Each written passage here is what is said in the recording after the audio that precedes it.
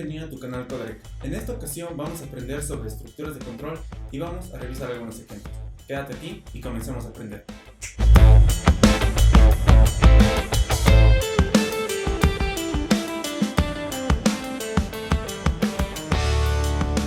Muy bien, en el anterior capítulo dijimos que íbamos a hablar sobre listas, matrices y funciones.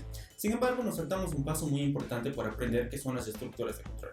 Las estructuras de control son piezas fundamentales para poder entender cómo funciona la programación, cómo funcionan listas, cómo funcionan vectores, cómo funcionan matrices. En este caso vamos a entender qué es una estructura de control. Pues una estructura de control no son más que bloques de código que permiten agrupar instrucciones de manera controlada. ¿Esto qué quiere decir? En pocas palabras, simplemente una estructura de control permite ejecutar varias líneas de código mientras que nosotros como programadores pongamos una condición. Mientras esa condición se cumpla pues se va a ejecutar ese bloque de código o esas líneas de código. Ahora, existen diferentes estructuras de control. Existen las estructuras de control condicionales y existen las estructuras de control iterativas. Vamos a ver detenidamente cada una de esas estructuras de control y comencemos con las estructuras de control condicionales. ¿Qué son esas? Las estructuras de control condicionales, pues como bien su nombre lo indica, permite comprobar una condición y hacer que el programa que estemos creando ejecute una tarea u otra dependiendo de una condición. Recordemos que las estructuras de control, como bien lo había dicho, dependen de una condición. Las estructuras de control condicionales solamente nos pueden devolver dos simples resultados, verdadero o falso, y dependiendo de esos resultados se ejecutará un bloque de código u otro dependiendo de cómo lo hayamos programado. En nuestra vida cotidiana siempre utilizamos lo que son estructuras de control condicionales. Por ejemplo, si tengo agua me baño y si no tengo agua pues no me baño. Si tengo dinero me voy de compras y si no tengo dinero pues no me voy de compras. Básicamente de esa manera funciona una estructura de control. Ahora, para poder realizar estas estructuras de control condicionales necesitamos de lo que se llaman operadores racionales o también conocidos como operadores de comparación. Estos operadores simplemente nos permiten saber si una condición es verdadera o falsa, pero esto dependerá de qué operador usemos, ¿sí? Por ejemplo, tenemos distintos operadores, el igual que, el distinto que, menor que, mayor que, menor igual que y mayor o igual que. Aquí tenemos varios ejemplos de programación con estos operadores racionales, en donde, por ejemplo, si utilizamos el igual que, pues simplemente lo único que trata de validar es si un valor es igual a otro. El distinto que, si un valor es diferente, el menor que, mayor que, menor igual que y mayor igual que, lo hemos aprendido en matemáticas básicamente, y pues sabemos que si un número es menor que otro me dará un resultado verdadero y pues si no, pues me dará un resultado falso. Básicamente de esa manera funcionan los operadores racionales. Y no te olvides que en la descripción de este video te voy a dejar este mismo cuaderno de manera más detallada para que puedas entender cómo funcionan estas estructuras de control condicionales. Continuemos. Pero ¿qué pasa cuando necesito unir operadores racionales? Es decir, pongamos un ejemplo. Si tengo agua y hace calor, me baño. Y caso contrario, pues no me baño. Básicamente, ¿qué estoy uniendo ahí? Dos simples condiciones: tener agua y que haga calor. Entonces, en ese caso, para poder unir esas dos condiciones, básicamente lo que utilizamos son los operadores lógicos. Estos operadores regresan valores de valor booleano, como habíamos visto en el capítulo anterior. Los valores booleanos solamente nos devuelven valores true o false, dependiendo de las condiciones que se realicen. Igualmente, en la tabla tenemos los distintos operadores y su uso. Sí, tenemos el operador AND, que lo que hace básicamente es, si las dos condiciones se cumplen, pues básicamente siempre me devolverá un true. Si ninguna de las dos condiciones se cumple o alguna de esas dos no se cumple, me devolverá lo que es un false. Ahora, por otro lado, tenemos el operador lógico OR, en donde básicamente, si cualquiera de estas condiciones se cumple, me devolverá un true, pero si ninguna de esas dos condiciones se cumplen, como es en el caso de 2 igual a 3 o 20 menor a 5, como ambos son falsos, me devolverá un false. Y por último tenemos el operador lógico negado. Lo que trata de hacer simplemente es negar una afirmación. Por ejemplo, 4 es igual a 4, pues sí, y el negado de un true es un falso. Básicamente, de esa manera funcionan los operadores lógicos. Ahora, en Python básicamente tenemos la estructura de condicionales de la siguiente manera. Tenemos el if, el condicional que va a ir entre paréntesis, y en la parte del primer bloque verdadero escribimos el bloque de código que queremos que se ejecute, y en caso de que se ejecute o que no se cumpla la condición, se va a ejecutar el bloque de código false después de un else. También existe otra sintaxis, en el cual si se tiene un condicional añadido, es decir, en caso de que me vaya al bloque de código falso, puede hacer otra condición para realizar otra condición, valga la redundancia, y su sintaxis básicamente es la siguiente. ¿Sí? Tenemos el conditional if y dentro de ahí tenemos la misma condición. Básicamente no cambia hasta ahora la sintaxis de la sintaxis anterior. Tenemos que se ejecuta el bloque de código true y aquí es donde cambia la sintaxis. Aquí, cuando tenemos una afirmación negativa, es decir, cuando vamos a ir a un bloque de código false y queremos volver a crear otra condición, pues simplemente ponemos el if. Es como decir, si no, sí. Por ejemplo, si pasa esto, y si no, sí, pasará otra cosa, ¿sí? Entonces básicamente eso nos permite hacer varias condiciones anidadas. En este caso tenemos el if que cumple otra condicional, y si se cumple esa otra condicional, será el bloque de código true de la condicional número 2.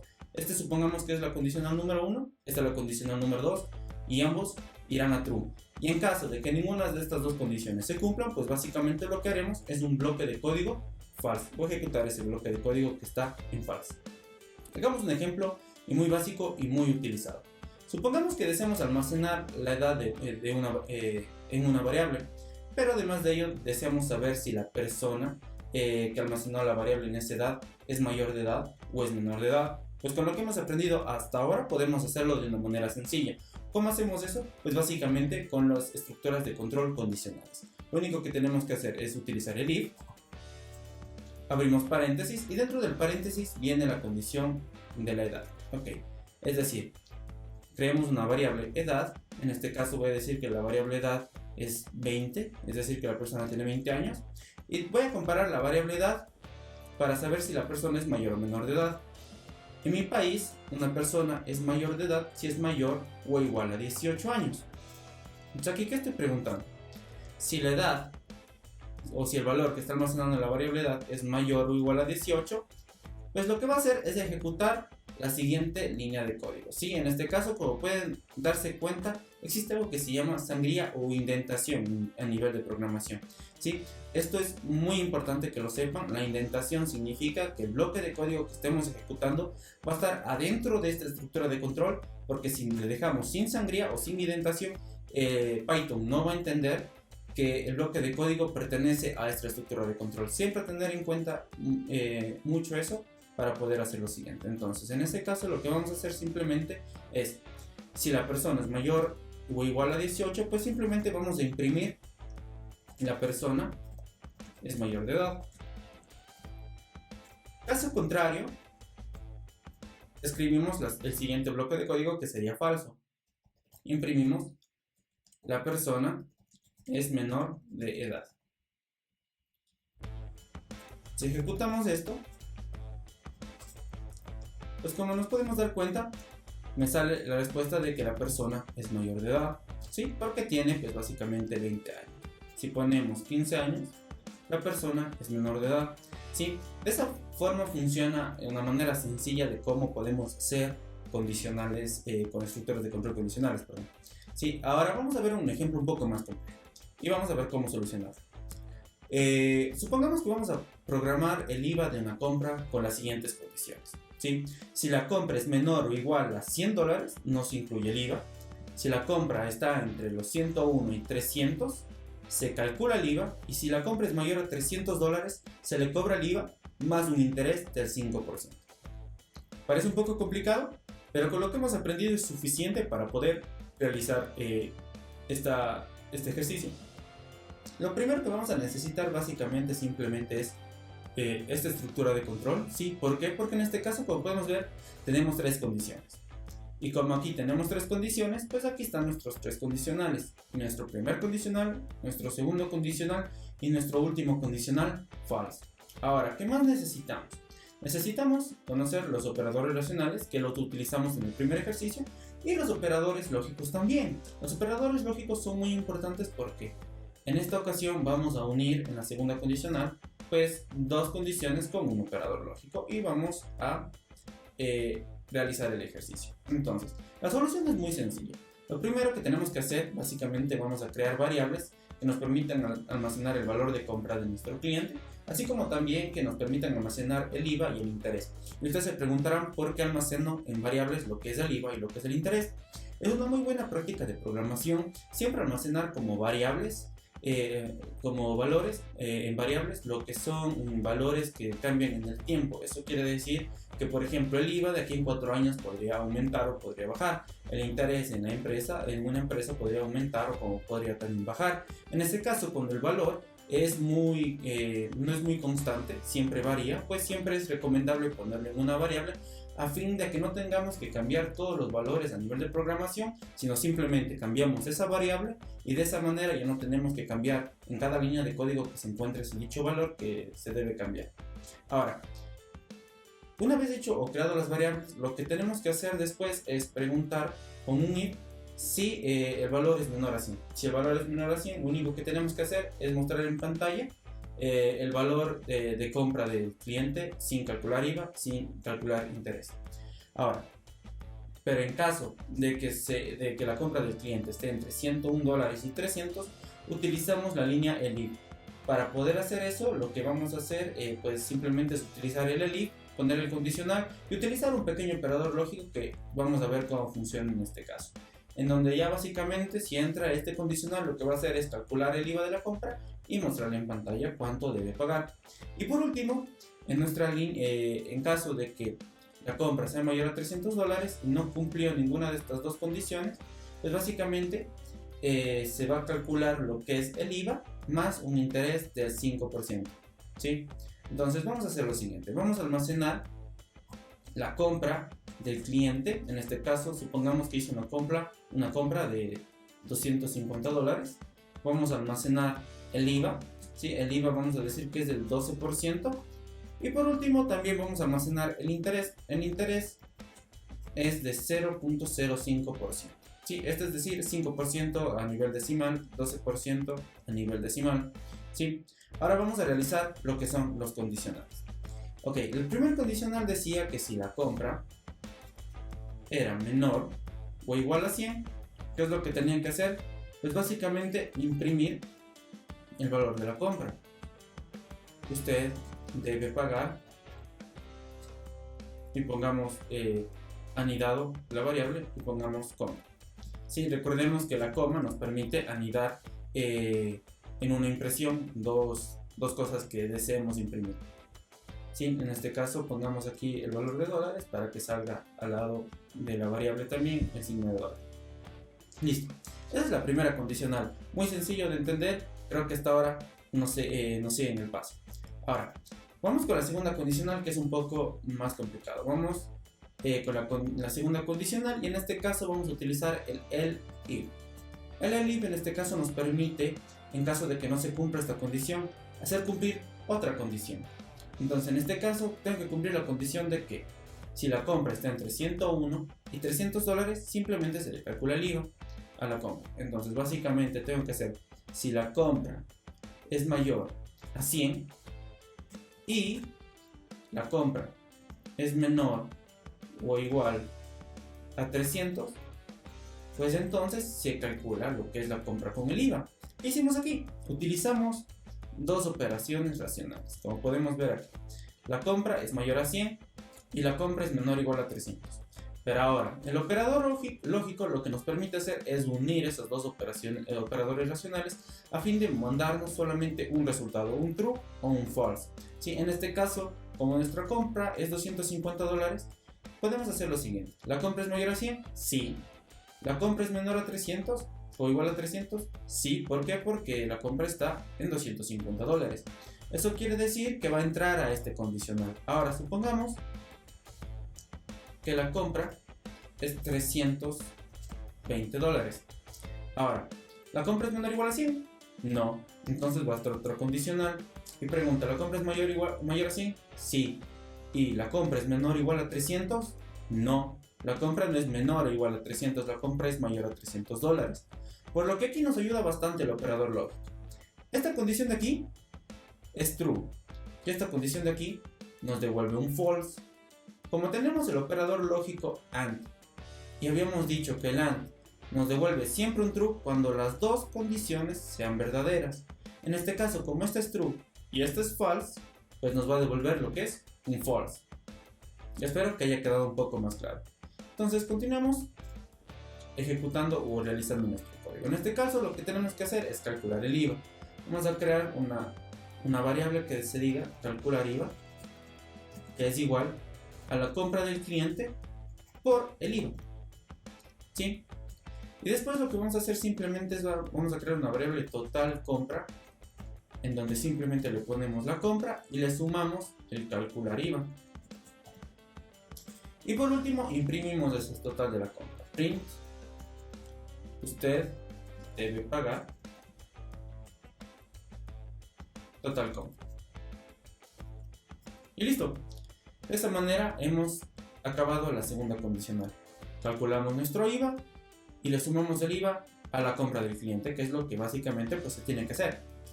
Y por último, en caso de que la compra sea mayor a $300, pues lo que se tenía que hacer era calcular el IVA más un interés, es decir, else. ¿Sí? Cuando siempre se tiene una última condición por lo general, y cuando ninguna de las condiciones se cumple y se llega a la última, siempre se deja el else, porque el else es la última condición que sí o sí se puede cumplir. Ok, entonces en este caso lo que vamos a hacer simplemente es calcular el interés, que es igual a la compra por el interés. Y después calculamos el IVA, que es igual a compra por IVA. ¿Sí? Y por último lo que hacemos simplemente es poner total compra y le sumamos las dos variables. Compra más calcular interés más calcular IVA. Y listo. Hasta ahí hemos calculado lo que es un interés y el IVA en la compra con la última condición. Y por último lo que hacemos simplemente es imprimir en pantalla lo que debe pagar el cliente. Usted debe pagar. Y por último ponemos total compra. Y listo. Como pueden darse cuenta, pues hemos acabado de hacer la última condición. Y ya podemos ejecutar esta pequeña o este pequeño bloque de código, este pequeño código que realizamos, que como vieron no está difícil, solamente hay que entender cómo funciona el ejercicio nada más. Ejecutamos el código y pues dice que nuestro total es a pagar el 374 con 4 centavos, $374 con 4 centavos. Sí, de la misma manera vamos, si simplemente ponemos $100, pues nos debe salir los $100 porque se cumple la primera condición. Si ponemos $101, pues nos calculará más el IVA, ¿sí? Y así sucesivamente. Hasta ahora, si entendiste esto, hemos aprendido lo que son estructuras condicionales, cómo funcionan los if, los else y los else if. Si de esa manera también aprendimos lo que son operadores lógicos y lo que son operadores racionales. Ahora lo que vamos a hacer es ver cómo funcionan las estructuras de control iterativas. En este caso vamos a poner estructuras de control iterativas. Le vamos a poner como título, recordemos que en Anaconda el Markdown nos permite a nosotros escribir como si fuera un título. Y tenemos las estructuras de control iterativas. Muy bien, hemos visto ya las estructuras de control condicionales. Ahora vamos a ver las estructuras de control iterativas. Ahora, ¿cómo funcionan estas? Las estructuras de control iterativas, a diferencia de las condicionales, lo que hacen es ejecutar un bloque de código cierto número de veces mientras una condición se esté cumpliendo o sea verdadera. Existen diferentes estructuras de control iterativas. Tenemos el bucle for y el bucle while. Vamos a estudiar detenidamente cada una de ellas. Primero vamos a empezar con el bucle while. Esta estructura de control while, o también denominado mientras que, ejecuta un bloque de código mientras la condición que está alojada en esta estructura de control sea verdadera. Y la sintaxis para poder ejecutar o poder crear este while es la siguiente. Tipeamos while, entre paréntesis ponemos nuestra condición. Esta condición, mientras sea verdadera, se va a ir ejecutando el bloque de código que está dentro de la estructura de control. Cuando esta condición deje de ser verdadera o deje de cumplirse, pues lo que simplemente se hace es salirse de esa estructura de control y para de ejecutar el bloque de código. Entendámoslo mejor ejecutándolo con un ejemplo. Supongamos que queremos imprimir la palabra feliz año 22 veces, ¿sí? Y además de adjuntarle a esa palabra lo que es el año. Pues con el bucle while lo podemos hacer de una manera sencilla. Entonces, para hacer eso, lo primero que vamos a hacer, vamos a crear una variable año que va a ser igual a 2000 y vamos a crear una variable i. Esta variable i ya les voy a indicar para qué sirve a medida que vayamos escribiendo el código. Ahora, vamos a escribir el while. Lo que vamos a hacer simplemente es while mientras i sea menor igual a 21, se va a ejecutar lo siguiente. Dijimos aquí 22 veces y aquí pongo 21. Recordemos que esto está inicializado en 0. Por eso se le pone 21, ¿no? Porque si pusiéramos 22, pues se imprimiría 23 veces, porque también se cuenta el 0 como si fuera un valor no. Entonces en este caso sería 21. Ahora, dentro de este while le vamos a poner lo que es, o vamos a poner el bloque de código. En este caso, lo que dijimos, que queríamos que nos imprima feliz año. Y al lado también lo que es el año. Y pongamos unos emojis para festejar el año. Ahora, recordemos que a medida que vayamos ejecutando este bloque de código o vayamos imprimiendo feliz año, pues se tiene que ir aumentando el año. Si como aumentamos una variable, pues simplemente ponemos el nombre de la variable, ponemos más, ponemos igual y ponemos cuánto queremos sumarle a esa variable. Por ejemplo, si queremos ir de 1 en 1, pues le ponemos 1. Si queremos sumarle 2, pues le ponemos 2 y así sucesivamente. En este caso solamente quiero ir sumándole 1 al año. Listo, ahí estamos aumentando feliz año y vamos a ir aumentando la variable año de tal manera que muestre 2000, 2001, 2002, etc. Ahora, ¿qué más tenemos que aumentar? Tenemos que aumentar la variable i. Y ahora les explico para qué funciona esta variable i. Esta variable i funcionaría como un pequeño contador. Mientras esta variable esté aumentándose, pues va a llegar a un punto en el que, por ejemplo, la variable i va a valer 22. Y cuando valga 22, esta condición de aquí va a dejar de cumplirse. Y por tanto se va a salir de este bloque de código. Entonces básicamente esta variable i funciona como un contador. Sí, siempre va a haber una condición aquí, o siempre vamos a tener un pequeño contador que nos va a servir para poder salirnos del bloque de código. En este caso vamos a ir sumándole más igual 1, o es decir, le vamos a ir sumando 1 a esta variable para que se vaya aumentando la variable i a fin de que se deje de cumplir la condición y se salga de esta línea de código. Esto es muy importante, si siempre tratemos de ir aumentando esta variable que también le denominamos contador. Si le podemos poner j y también podríamos poner j aquí y j aquí. Si podríamos llamarle de cualquier otra manera, no hay problema.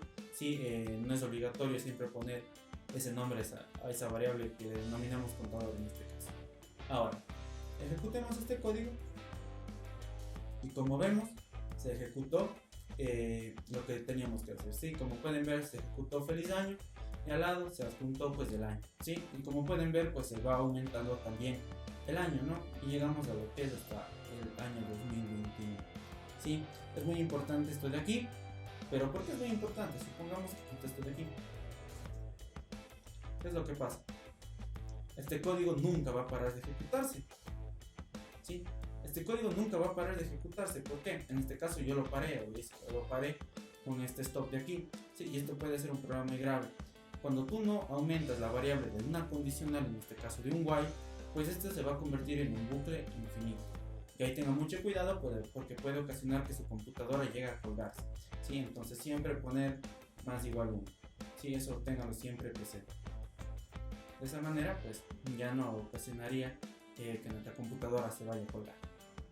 Ahora, entendido lo que es el bucle while, porque básicamente es la estructura sencilla del bucle while, pues vamos a pasar a lo que es la estructura iterativa del bucle for.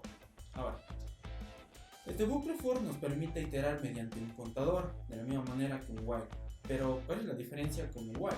Sí, el bucle for, a diferencia de él, es que tiene un punto de inicio y un punto de fin. Es decir, tengo un punto A y tengo un punto B. Al mismo tiempo, en este bucle for también puede existir un punto denominado salto. Eso quiere decir que el contador irá aumentando dependiendo de ese salto. ¿Sí? Si no entendiste mucho esta explicación, te lo vamos a explicar con ejemplos un poco más claros. Ahora, para ser más claro, o como había comentado, este bucle es parecido al while. Sin embargo, como habíamos comentado, tiene un punto de inicio y un punto de fin, por lo que su sintaxis termina siendo también diferente. A diferencia del while, que puede ser un bucle infinito, pues un bucle for simplemente termina siendo lo que es un bucle finito, nada más. Ahora, el bucle for tiene varias sintaxis. En este caso vamos a mostrar dos sintaxis de ellas. Primero tenemos la sintaxis número 1, en donde no tenemos un salto para el contador, ¿sí?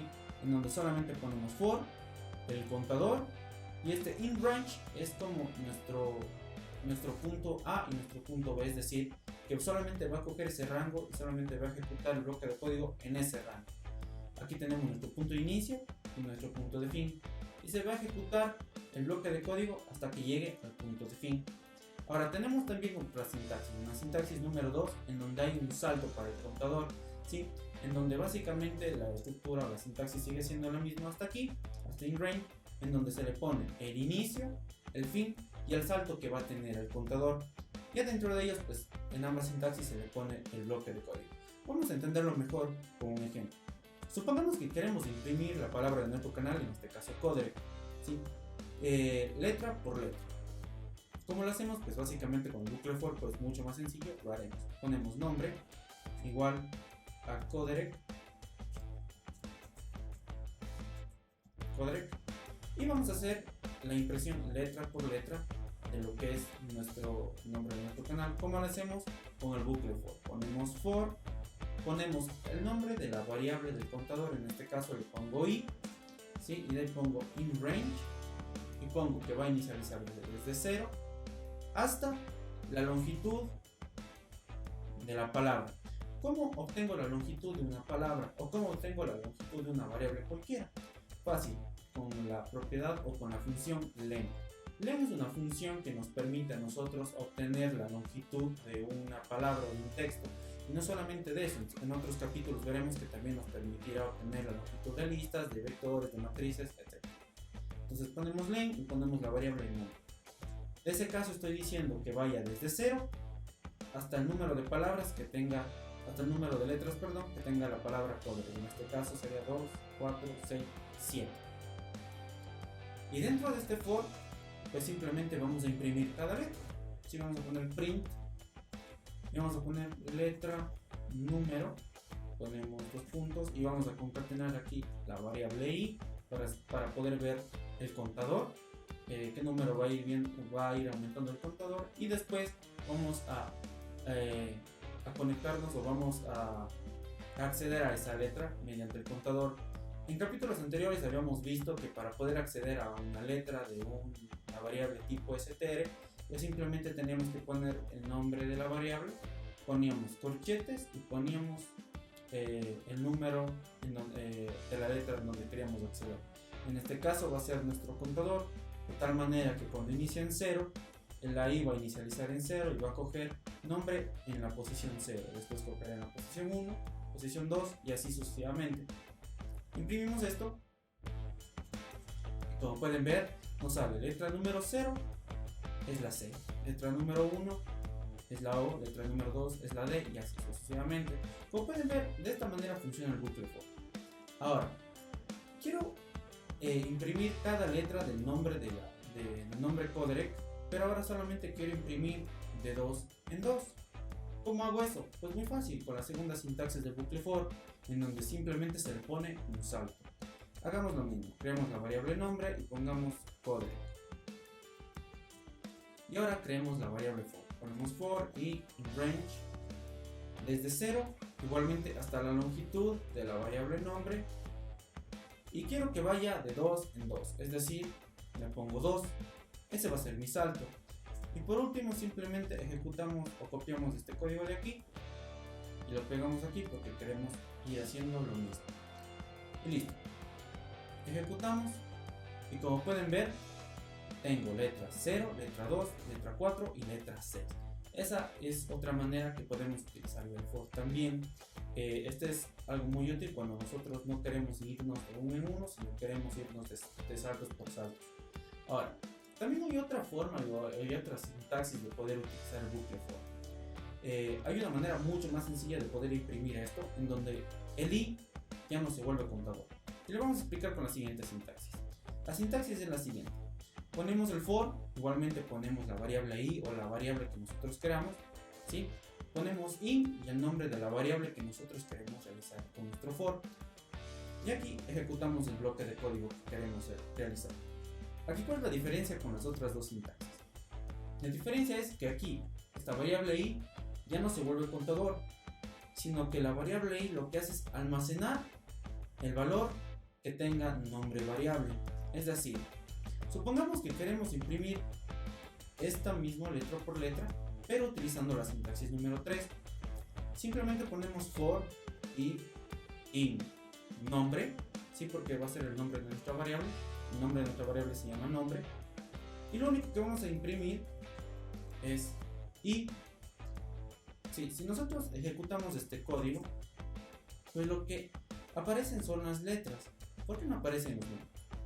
Porque con esta sintaxis el i ya deja de ser un contador y lo que pasa a ser es almacenar las letras que tenga la variable.